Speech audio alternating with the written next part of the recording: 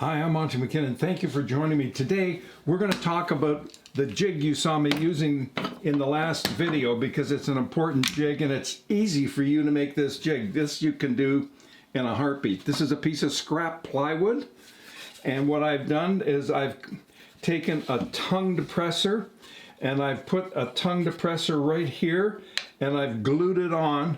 What I did is I cut it so that I had a flat edge so that it would be nice and even, so when I ended up putting the fret up against it, it would hold it and support it.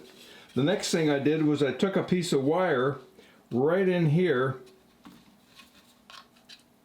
and I hammered it in to give me a little indentation so that the fret would end up sitting in that indentation. That's the top round part of the fret, and it worked very well. Now, the next thing I did was I take this Bessie clamp and I put the fret in place here, and now it's held in place, and I simply take my file and I file this down until I get this flat, and you can see that on this picture right here. Take a look at this.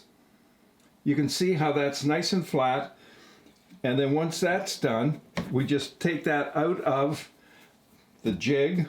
And now what we have is a very flat piece here, which will sit very nicely on our particular fingerboard. So we're going to put this on right now, and I'll just hammer this into place. This is number 2. Now, just so you know, I have already used the needle file here to chamfer the edge to make it so that it's just got a little bit of an edge. This is a triangle file, and what I've done is I've gone across here and I've just taken a little bit of that edge off there. So we just take that, put that back in there. Then I use the plastic side of this dead blow hammer.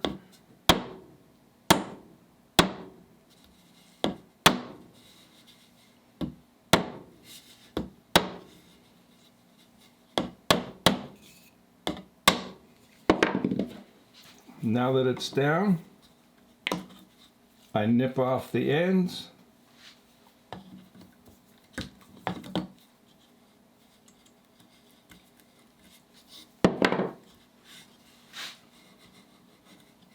It's in and it's flat, and we're very happy. This is a good jig. You can make this yourself. This is not a hard jig to make. You can buy these at Harbor Freight. You can buy these at Busy Bee Tools. You can get these on Amazon.